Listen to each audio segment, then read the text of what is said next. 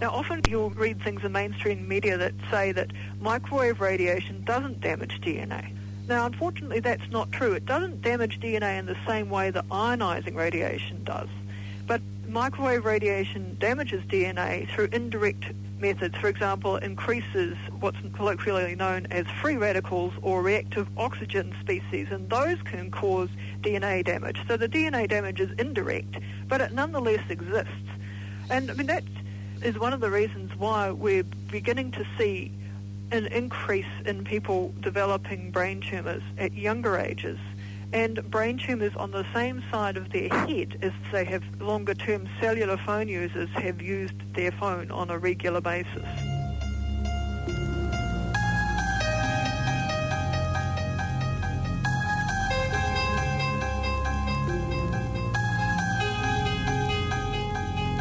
Hi, this is Bruce Lipton, and you're listening to Green Planet FM. Kia ora, greetings, and welcome to Green Planet FM 104.6. I'm Tim Lynch, and I trust that you are doing well. I invite you to stay with me over the next hour as we discuss and find ways to take care of our unique and magnificent green planet Earth.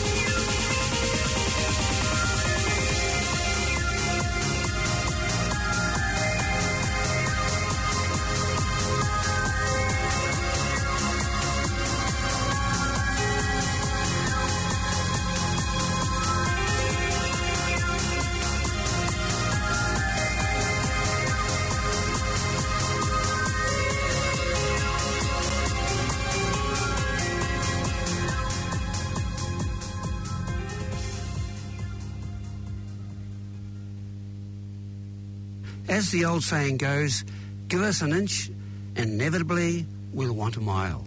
And certainly this sentiment is true of technology.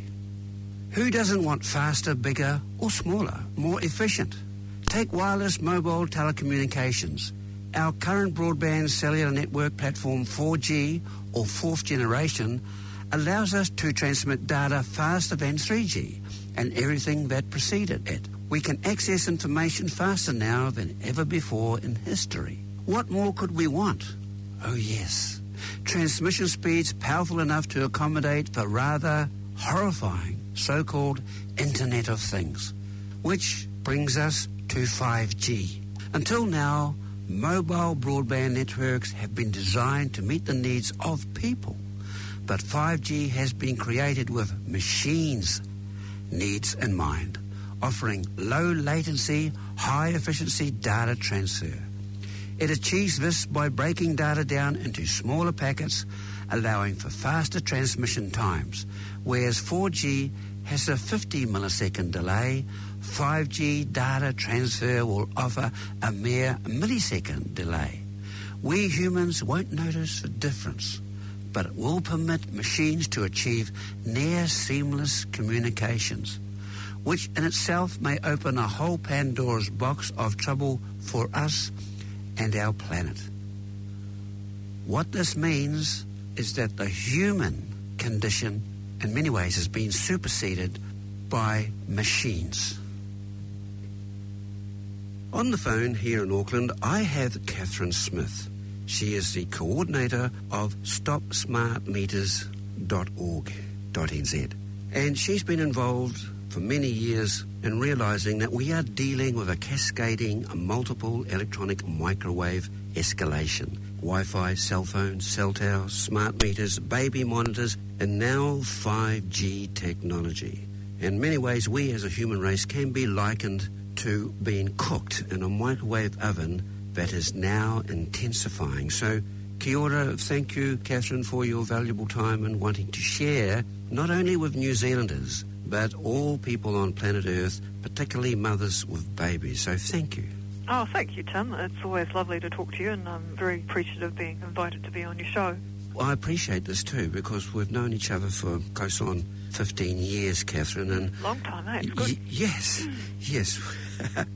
We are in a situation now that this technology is hitting us 24/7, and we just don't know what's going to happen with the animal kingdom, the plant kingdom, and of course humanity. So what brought you into wanting to raise the flag about this technology that has been pushed from the top down on humanity? Well, in terms of the smart meter issue, it began very simply. I started hearing stories about people in New Zealand who'd had smart meters installed and they were getting adverse health effects associated with them.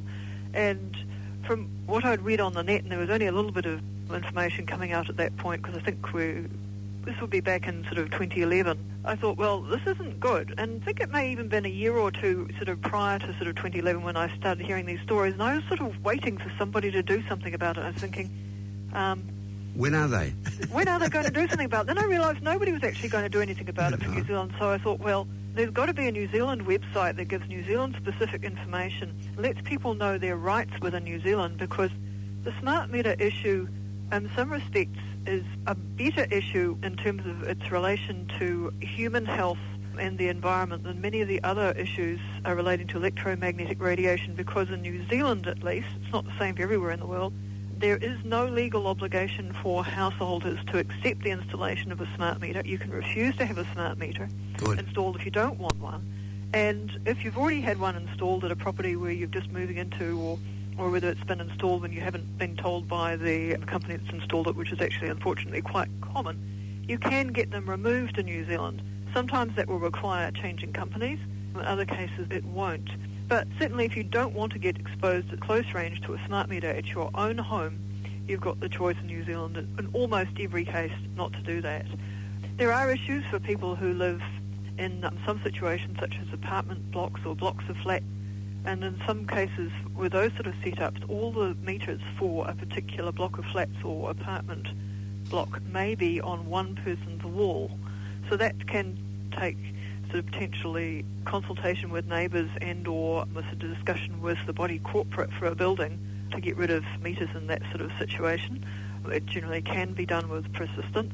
As long as you've got reasonable neighbours and people who are sort of amenable to being a good neighbour, basically, because that's what it does take in those situations. It is dependent on people being a good neighbour, because even if the meters are on a property where you are paying the rent, it's the person who has the account for relating to that meter who has the say over whether a smart meter goes in or goes out. Okay, and if you wanted to get it taken away, what is the usual cost? Is it $70 or something? It varies according to what company you engaged to do it, in terms of you don't actually engage an electrician yourself.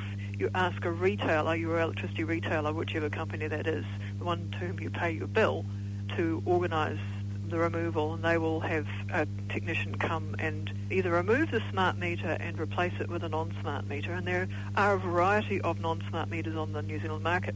I might just add here that one of the very common lies that are told to people by customer representatives from some of the larger companies who are pushing smart meters as if they're the best thing sliced bread is that there are no smart meter alternatives on the New Zealand market. That's completely untrue. There's in fact what's known as a metering equipment provider, an MEP anyway, that's the acronym, called Legacy Metering Group, and that's a company that actually specialises in providing non-smart meters. So there's certainly non-smart meters available to companies in New Zealand who want to install those out of respect for their customers' health. So that's one option, to get rid of the smart meter entirely, and to my way of thinking that is the best option. Another option that is offered to people by companies quite regularly is the removal or disconnection of the modem or communications package or chip that goes by quite a few different names. And that is the part of the smart meter that puts out the pulses of microwave radiation. And in cases where people are getting symptoms after a smart meter has been installed, they're usually reacting to the pulses of microwave radiation. And they can actually be incredibly strong. From what I can gather, from reading industry test data and from the data that I've seen from in-use tests of smart meters here in New Zealand, exposures do vary significantly between the different types of meter and the different types of situation. And potentially in a worst-case scenario, if you've got a meter that's designed to operate through the Vodafone system and there isn't sufficient coverage or very marginal coverage in your area to support the operation of the smart meter. What seems to happen, I believe, based on what's been reported to me, is that smart meters are a bit like cell phones from the point of view that a cell phone will put out more radiation to connect with a cellular phone infrastructure if it's in an area where there's a low level of signal, right? Yes. Same thing with a smart meter, and that's an energy conservation and a battery conservation sort of feature. Yeah, I mean, it makes good sense. I mean, why would you want a smart meter or a cell phone working on full power if it didn't have to be? All it does is waste energy. But the downside of that is that they are installing smart meters that are supposed to try to connect to cellular phone-based infrastructure in areas in New Zealand where there's marginal cell phone reception, right? So they are putting out a lot more radiation in order to try to connect. And in situations like that, people are exposed to a lot more radiation from their smart meter if they've got one than they would be if they're in an area of better reception. Still a complex issue when it comes to really getting clear of all this sort of technology. Well, that's right. Although, I mean, I guess the simple take-home message is if you don't want a smart meter in New Zealand, you can say no to an installation. You may need to change companies because some of the larger companies have essentially adopted policies where they don't want customers who won't accept a smart meter. But there are smaller companies who are more than happy to treat their customers respectfully, and there are a couple of pages on stopsmartmeters.org.nz that are sort of the first pages to look at if you've got a smart meter and don't want one, or if you don't have a smart meter and don't want to get one, and they are how to avoid getting a smart meter and how to get rid of a smart meter, and they're just at the very top of the menu on the site. Oh, good. So, you know, I've tried, the site is organised to the degree that my time allows to make it as easy as possible for people to solve their own smart meter related problems. There are companies listed in terms of reports from the public and as to what services those companies have provided, whether it's entire removal of the smart meter and replacement with a non-smart meter, or whether it's removal of the transmission capability. I mean, smart meters are very interesting technology from the point of view that they have the computing power, reportedly, of a modern cell phone. So you can think about what sort of capacity a modern smartphone has, and you think, why do they need all that capacity for something that's just supposed to monitor your electricity use? Yes. And they don't, except from the point that they are not just used for billing purposes. The data that they collect can be what's called granulated, and that allows, with the aid of computer analysis, a sort of a metric of household activity to be built up if you've got a smart meter in your home. So that data will be able to be analysed, and to the level that if you turn on a light, that's recorded. If you put on your kettle for making a cup of tea or coffee, or that's recorded. When your hot water cylinder goes on, that's recorded. Your heater, your washing machine, and so on and so forth. So a lot of people object to smart meters from a privacy perspective because they don't want data of that nature potentially being able to be accessed by someone who might have bad intentions through some sort of nefarious idea. That's right. Yeah, exactly. I mean, it is encrypted as it goes to the companies, right? So the interception is not likely to happen in transit wirelessly, but once that data is degranulated, if there's any failure of security at the level where they're analysing it on a household basis, you wouldn't want sort of a pattern of your normal daily affairs to be available to someone else who's got no business having it, especially if you work a sort of 9 to 5, and if that sort of data can potentially give away your household routine by saying, yes, couple X and Y are absent from their home from, say, 7:30 a.m. to 5:30 p.m. Monday to Friday. Yes, I hear you. Yep. So, yeah, from the sort of a smart meter issue, started sort of becoming more aware of other technologies that use pulses of radio frequency radiation in the microwave range, and such as Wi-Fi, such as cellular phones. And just to sort of move to another topic, one of my sort of key areas of concern at the moment is legislation that has a clause which will essentially allow the destruction of much, if not most, of New Zealand's copper landline phone network. And personally, I think that's huge. First of all, it was a relatively short period for people to put in submissions. That's usual. That is usual, that's right. And it happened to span the summer holiday period as well. Yes. And I've also got to say that it was particularly sneaky from my perspective because they put out a press release, as in the select committee in charge of this bill, But the press release related to the removal of unnecessary copper, right? So it sounded to anybody who was just, on the face of it, if there was somebody who had a copper line, where there were two lines going to the one property, they could remove that, something entirely innocent. Well, that was not what it actually related to at all. It related to the fact that they want to remove access to the copper system in areas in New Zealand that are yet to be determined, which will be considered to be fibre zones.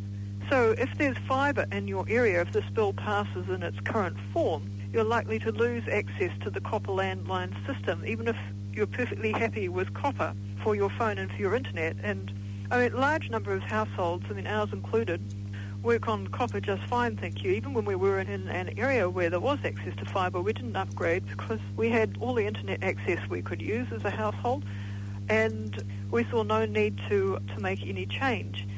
And for everybody who doesn't go to fibre, that is fibre capacity that is retained for people who actually do need real high-speed internet. For example, for people who are involved in their work with digital video editing and have to send large video files sort of back and forth, for example.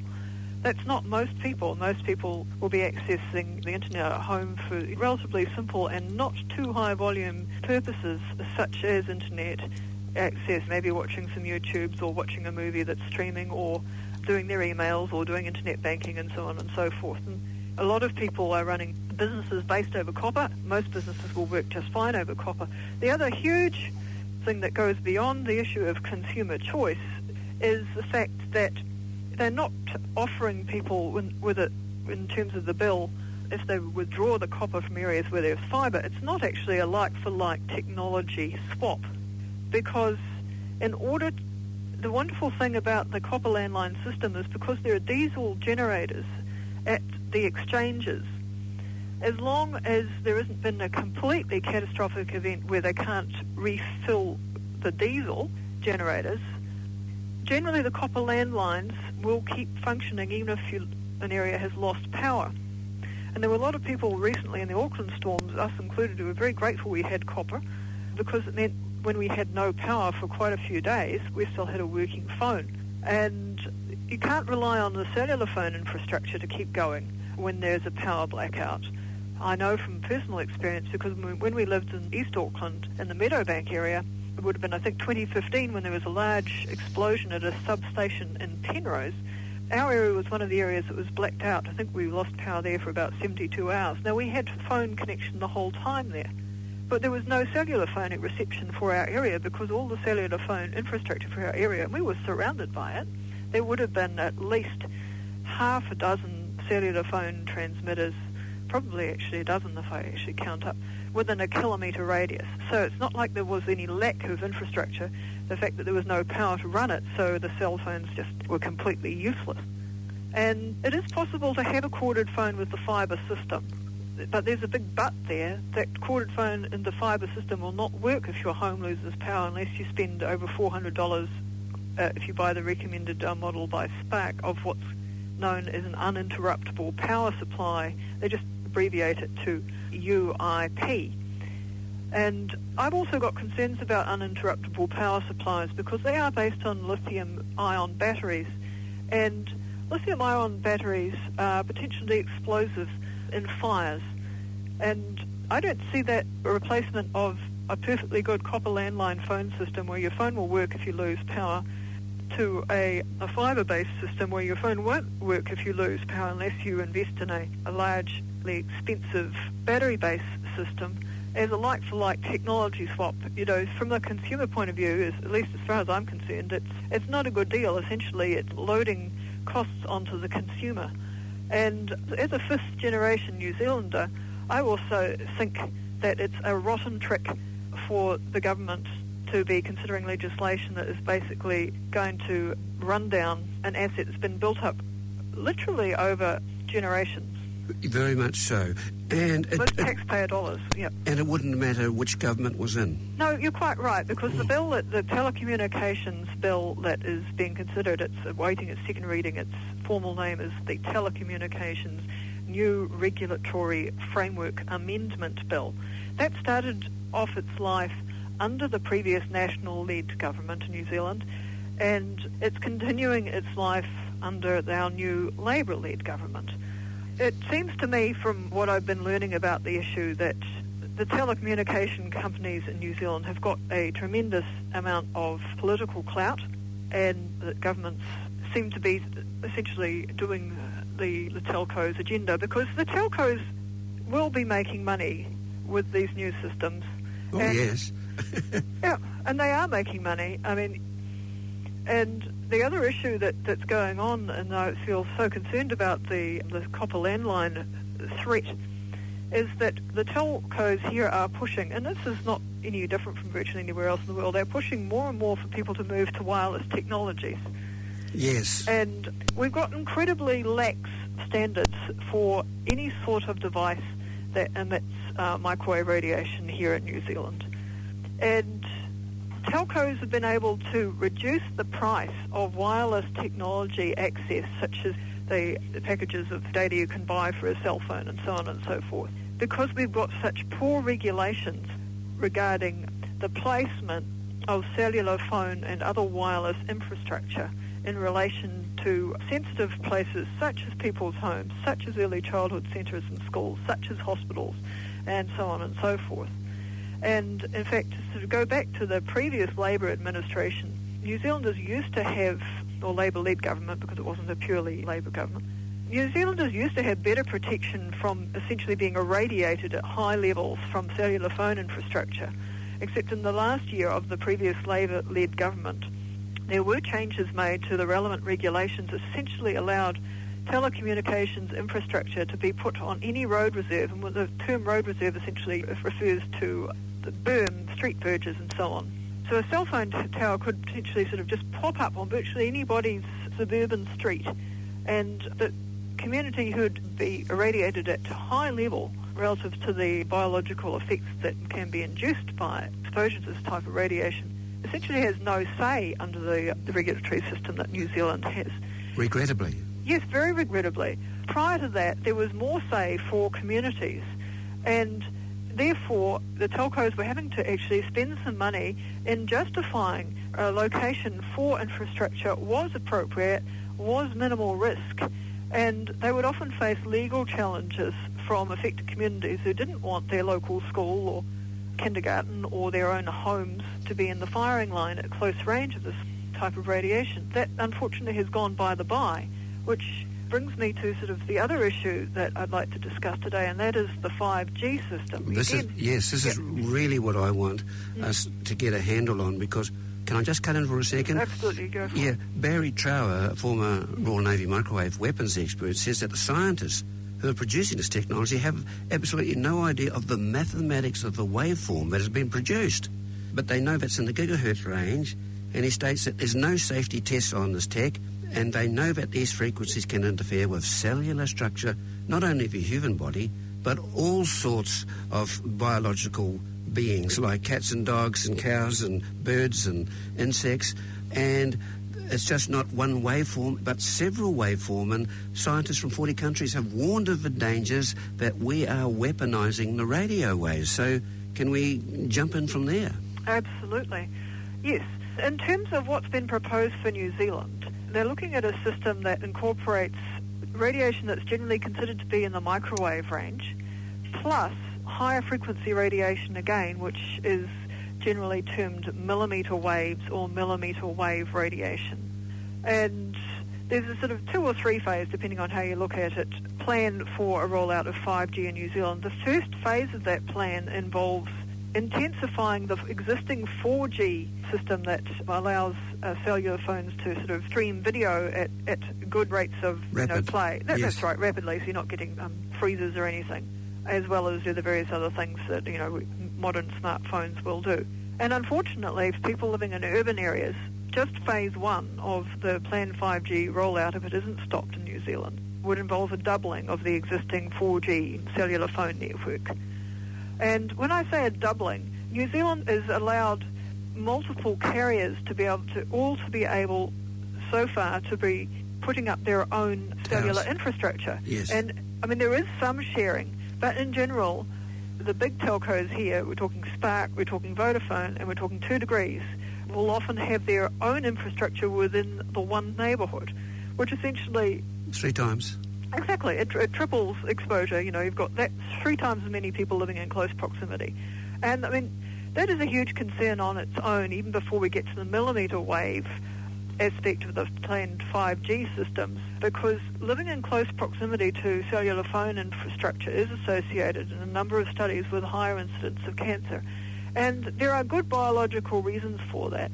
First of all, if you are exposed to a sufficiently high level of microwave radiation, it does cause DNA damage. Now, often you'll read things in mainstream media that say that microwave radiation doesn't damage DNA. Now, unfortunately, that's not true. It doesn't damage DNA in the same way that ionizing radiation does. But microwave radiation damages DNA through indirect methods. For example, increases what's colloquially known as free radicals or reactive oxygen species, and those can cause DNA damage. So the DNA damage is indirect, but it nonetheless exists.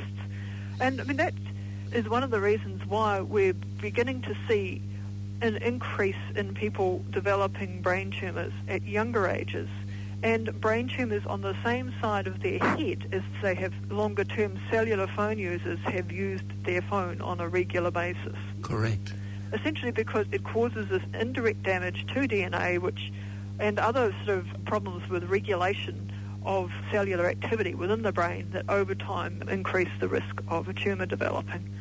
And I might as well add, while we're discussing cancer risks from cellular phone use, that it's not just brain cancers or so-called benign, because there really is no such thing as a benign brain lesion from the point of view that the brain has only a very limited space within the skull and is not designed to be compressed by any form of tumour, regardless of whether that tumour is a benign tumour that's only going to grow very slowly and not likely to metastasize, or whether it's a malignant one. They both cause significant functional problems. It's just that potentially you can live for a lot longer with a benign brain tumour with fewer symptoms than you can if you've got an aggressive brain cancer that's growing very rapidly. You know, there's also evidence coming on of cellular phone use being related to salivary gland cancers and an increase in cancers of the thyroid.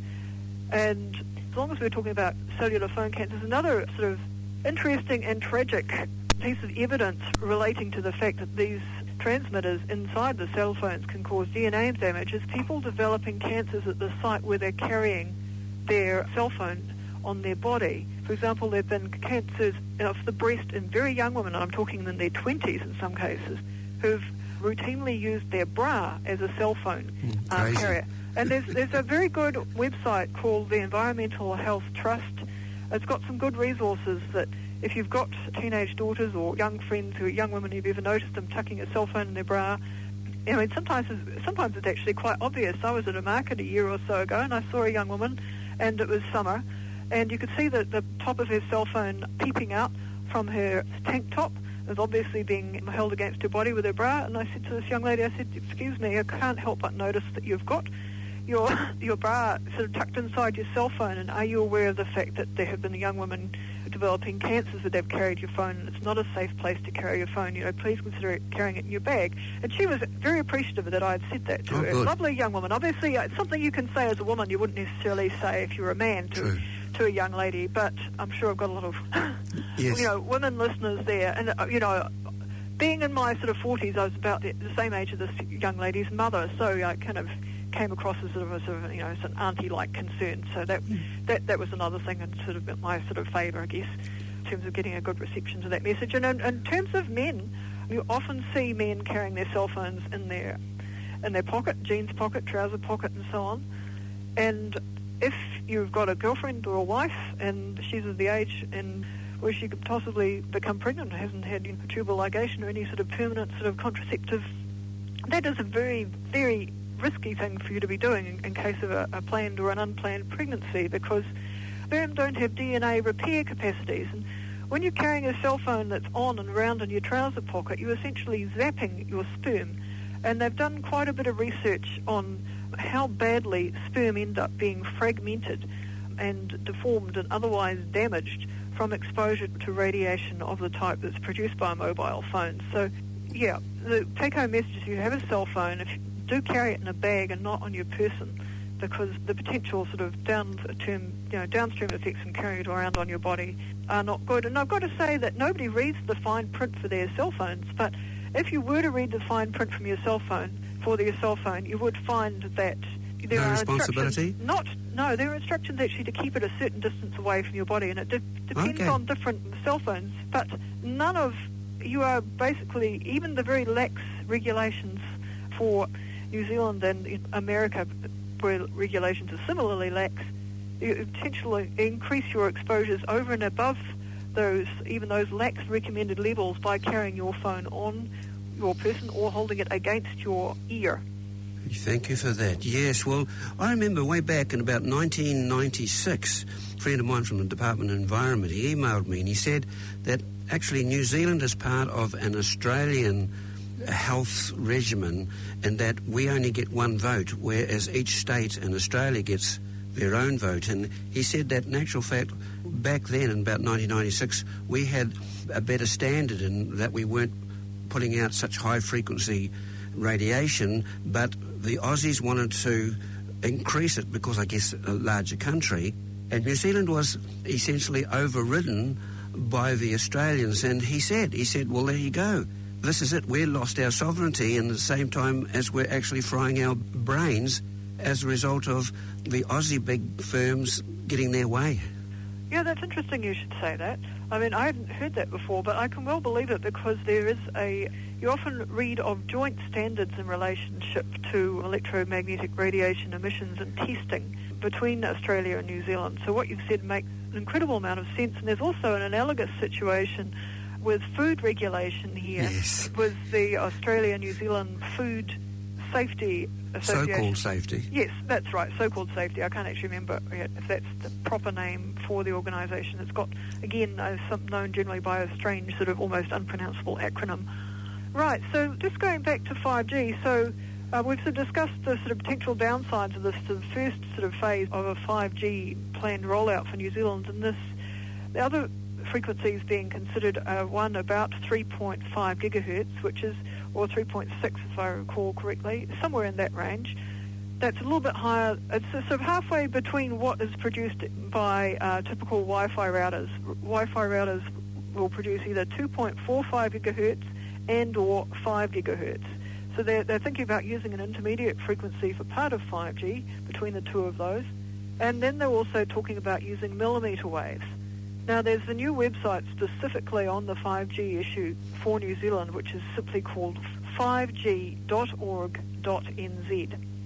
And that's got a summary of where things are at to date with the 5G situation in New Zealand, as well as a number of articles relating to different aspects of 5G. And going back to your mention of Barry Trower and sort of microwave and or other sort of high-frequency radiation being used in weapons systems, one of the articles on the new 5g.org.nz website relates to a weapons system developed by the US military called active denial. Good, I was going to mention it. Yes. Yes, on the website there's quite a good little article, if you consider this sort of thing good, from the point of view that you can access through links on the article some actual video footage of people who volunteered to stand in the path of one of these millimeter wave weapons systems and see what it's like. And apparently it's a bit like opening a really, really hot oven. It's sort of a very nasty sort of searing hot pain, and people can't physically stand it. If someone's able-bodied, they jump out of the way of it within a few seconds. Now, obviously, that's a bit higher intensity than what is likely to come out of 5G systems that are configured properly, but they don't call it the pain ray for nothing. And one of the things that I have done for many years now, since starting stopsmartmeters.org.nz, is have correspondence with people who are suffering from varying degrees of electrosensitivity. And to sort of define the term very briefly, essentially people who are electrosensitive will react with symptoms to levels of electromagnetic radiation to which most people will not. So, for example, some people who are electrosensitive simply can't hold a cell phone because the microwave radiation pulses it produces cause severe pain. Headaches too? Absolutely, yes. You are listening to Katherine Smith And to connect her, coordinator at stopsmartmeters.org.nz. Coordinator at stopsmartmeters.org.nz. And or other quite common symptoms will be sort of cognitive disturbances when people are in an area where there's high electromagnetic radiation, such as somebody who's normally got, good cognition, such as you and I, sort of stumbling over words, forgetting common vocabulary, becoming confused in their thinking. And that symptom will resolve when they get to a clean environment again, a non-irradiated environment, and the reaction has subsided. So you can imagine that people with this condition, of whom actually many made submissions on the recent consultation on 5G that was called for by Radio Spectrum Management New Zealand, which is a division of the Ministry of Innovation, Business and Employment, or we'll just call it MBIE for short.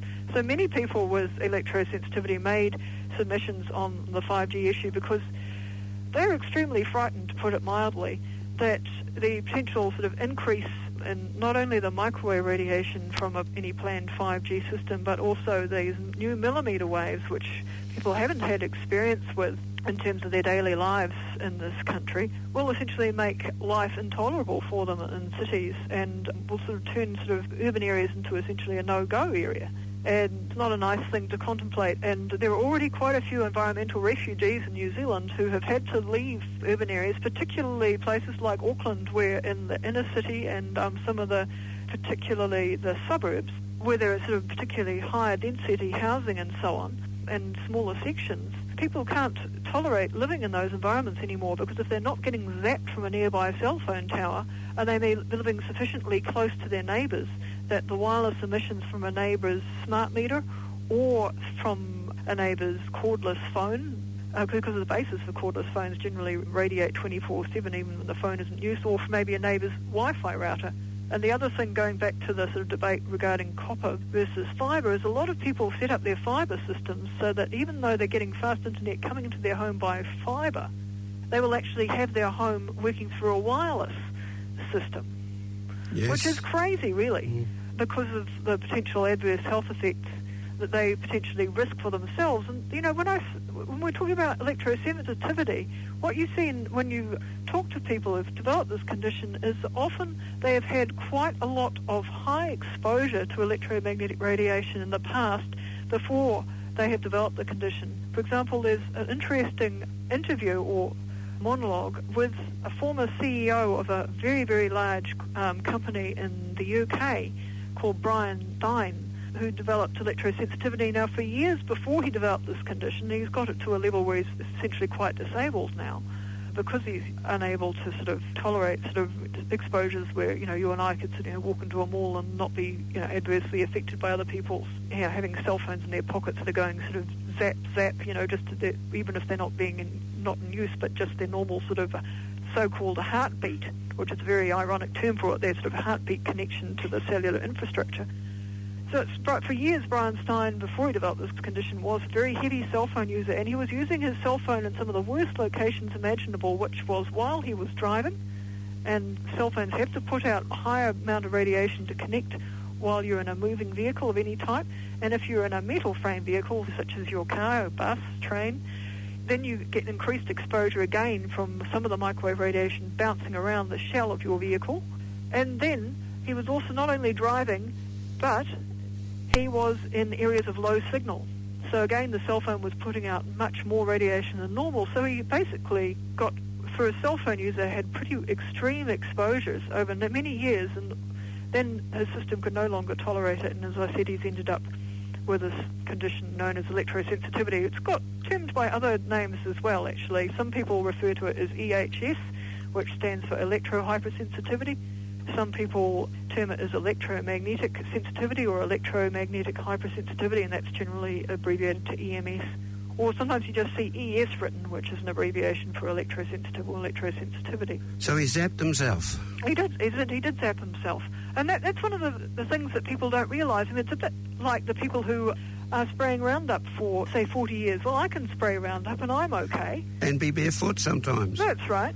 And maybe they are until they develop a nasty cancer, and then they maybe think, maybe my neighbour who said that stuff was carcinogenic was right.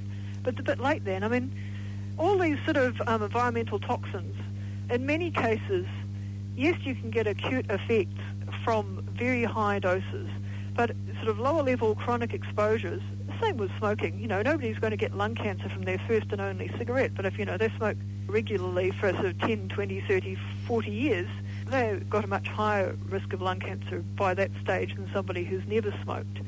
Yes, yeah. This is right. Now, can I talk a little bit about testing?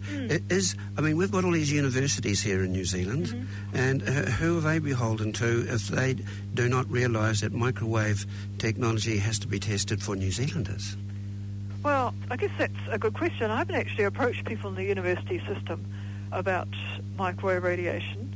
Beyond communications with people I know already have an interest in the issue, there are people in the university system who have conducted research that I believe has got an industry bias. So, I don't believe it's sort of, personally, I don't believe it's a profitable use of my time to try to sort of have any sort of dialogue with them, because they've obviously set in their ways. Mm-hmm. Yep. There are people who've got science backgrounds in New Zealand, and in some cases very relevant science backgrounds in New Zealand, who have contributed to sort of public information and warning the government about the issues associated with wireless technology. One of them that I can think of who wrote a very good submission on the landline phone issue is Dr. Mary Redmayne. And on the landline phone issue website, which is saveourlandlines.nz, there is a link where you can access all the submissions. And there's also a petition. Okay. Yeah, there's a petition link, and that will come up on the very first page. If you scroll down a bit, there'll be an opportunity to sort of click to the page that introduces the petition to save the landlines, and then from that page you'll be able to click through to the change.org petition. And anybody who's listening, it would be wonderful if you could sign the petition and also ask friends and family to do likewise. That would be very much appreciated. Yes, because this is one of our big ones, is being able to get the media. And the media in New Zealand now is just like the media in the United States. And we have so much difficulty getting any truth out whatsoever. And so we need to have alternative media pushing this, and we need people to network this information too, and talk with their partner, talk with their family, their loved ones, and really let them know that what's coming, this 5G, is quite insidious. Even though there's supposedly up to 20,000 research papers on microwaves, we're not getting this information out, and we're not going to get this information from TV news at 6 o'clock or the front page of the main daily newspapers. So how do we organise? Have you any ideas on that? Well, that's one of the reasons that people are turning to the internet in general. I mean, not only, from an activist perspective in terms of the internet being a way to bypass either censorship or of an issue within the mainstream media or spinning it. The website provides you as an activist with a forum for getting the information that you want to the public without having to put up with your message potentially being distorted by somebody who either may have preconceived ideas or possibly a conflict of interest or something else going on entirely, such as an editor or management of the organisation for which they work being concerned that if they are reporting on negative health effects relating to wireless technology, for example, that might affect their advertising, yes, in which they may be dependent, for example, from companies that are purveying cellular phones and or cellular phone services. I hear you very much so, because, submissions. We spend so much time writing submissions, it actually ties us all up. This can be perceived, anyway, in many ways, as a deceitful way of the powers that be of keeping us continually on the back foot, especially looking out for the public good. And and I know most of our friends are spending so much time wanting to face off some of these technologies, but we're just being worn down because of the fact that we're having to attend meetings or go to rallies and writing submissions. And so, again, New Zealanders have to be far better at networking information. We've got to really start getting involved more at a local level and really push it. Now, can I just quickly follow through on another thing here? Olga Sheehan, who once worked for the World Health Organization, wrote a book called No Safe Place, saying that beaming microwave radiation from space And there's so many satellites up there now. I mean, the horror story of satellites that are coming in the next year or 2 or 3 or 7 is going to leave all life vulnerable because we're just being cooked. And this is another big issue that needs to be addressed, and we need to get somebody to talk to Jacinda because she's got a baby and she wants her lovely little baby to have a full life of health and joy. Of course. And so, again, there's a huge necessity for us to crank this information out and have other people support us.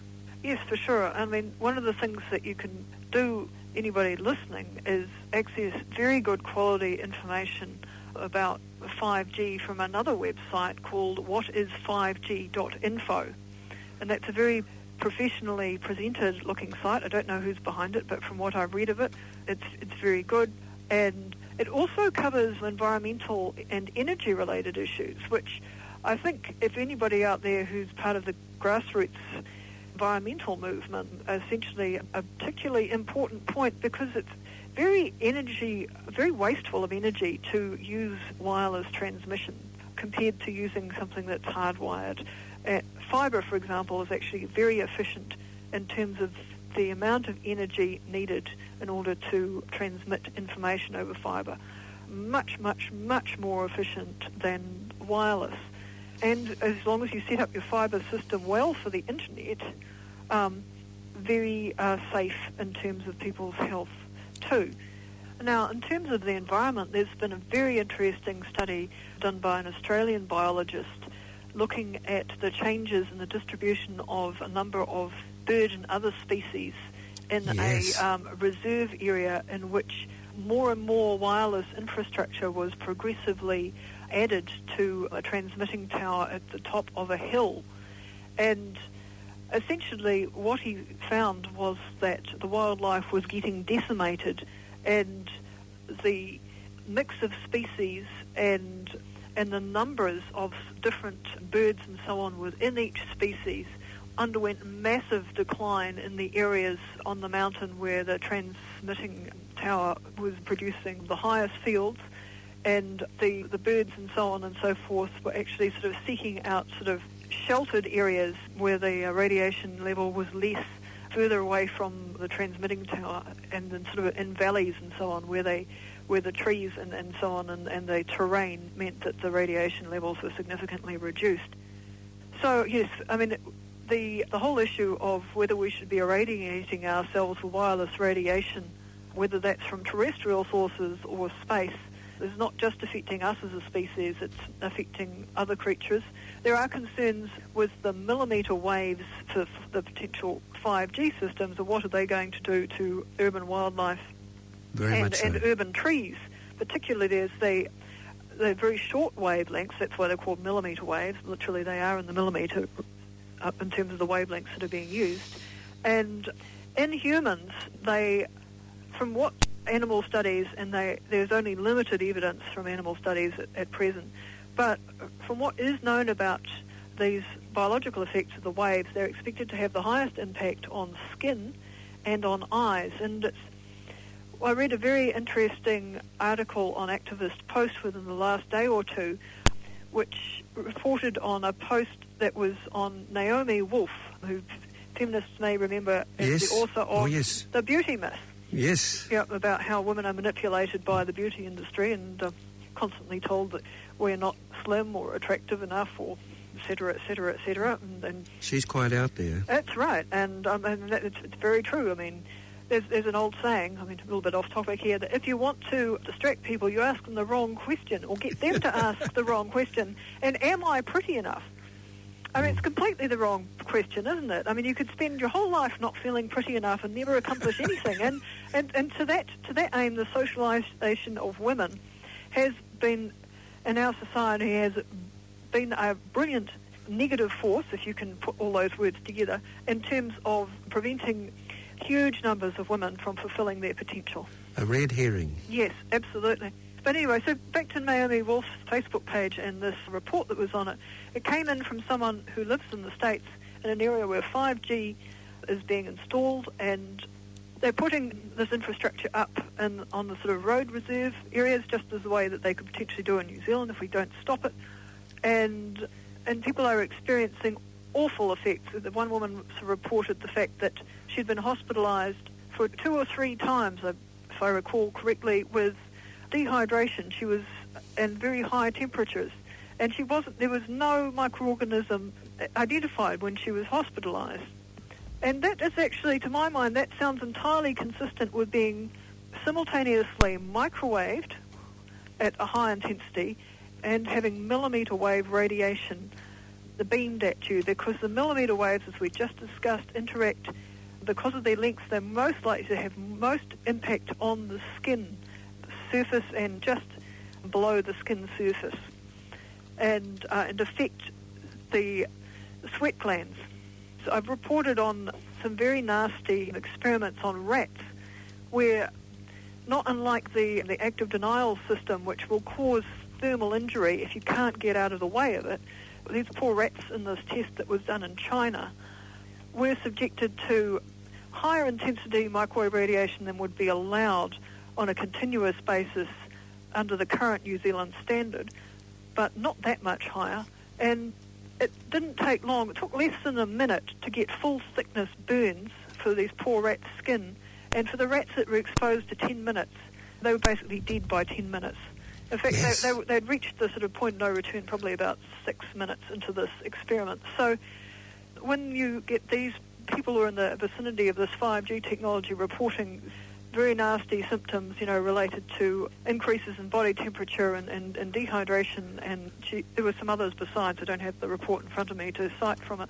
It should be a wake-up call to all of us that the system needs to be stopped. And I think that what you're saying about Jacinda being a good... loving mum. Yes.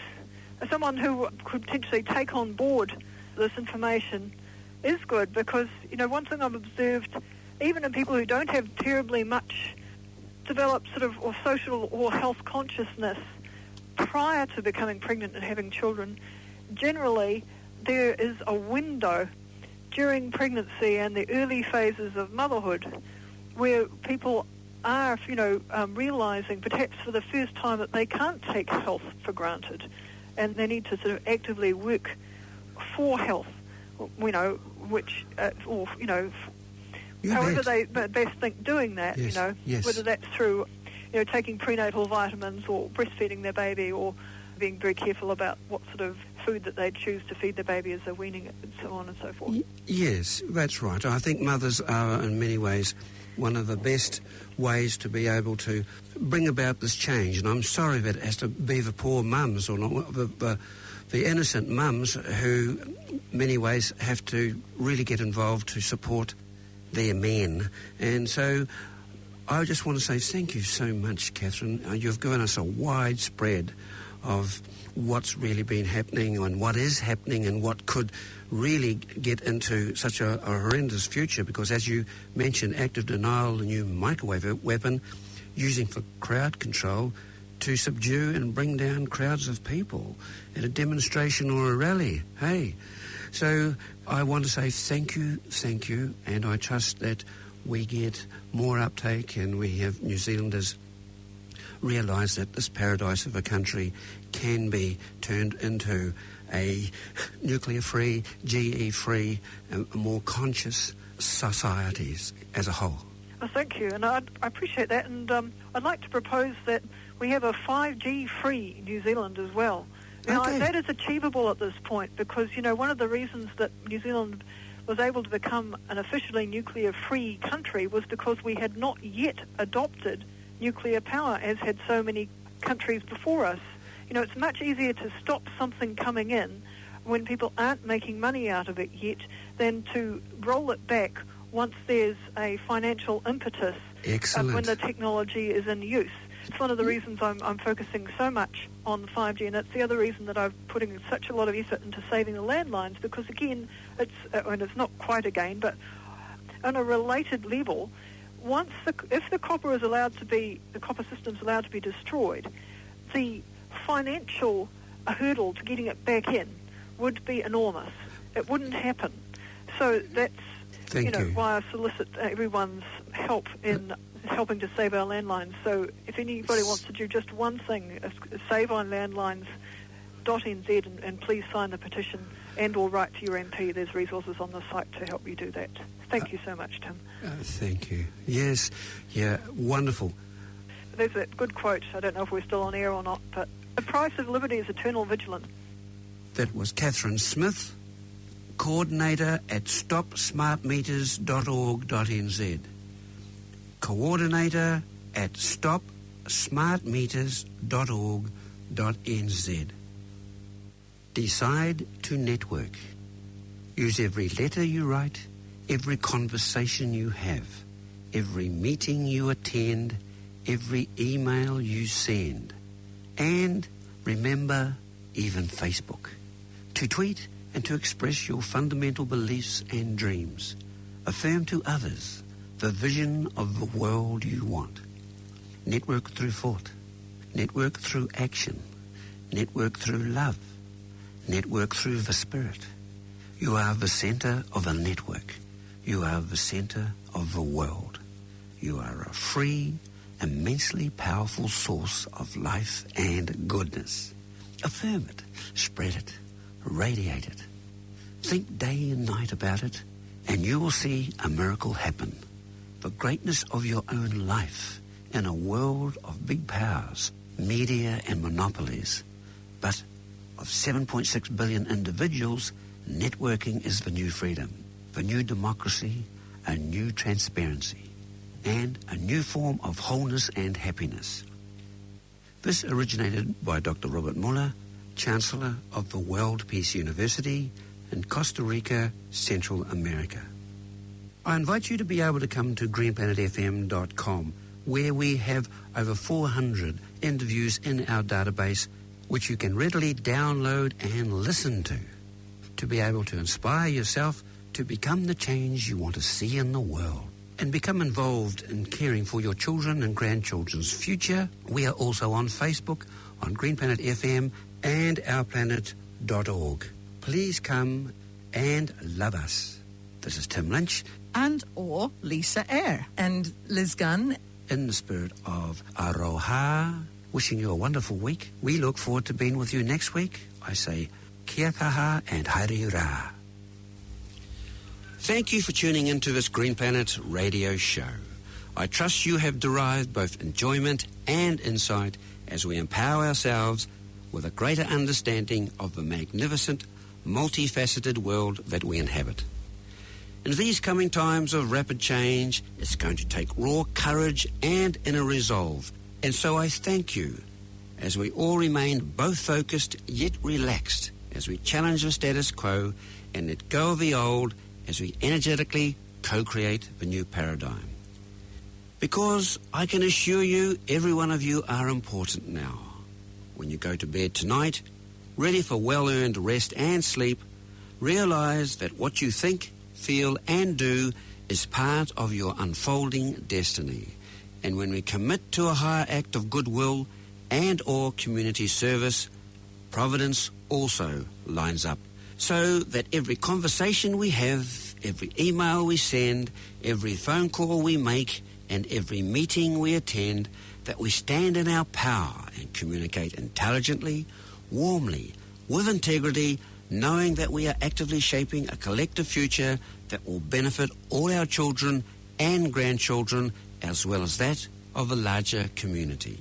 This is Tim Lynch in Auckland from Nuclear Free New Zealand, and mobilising unity consciousness, wishing you a stupendous week of heartfelt success. I say bye-bye and haere rā.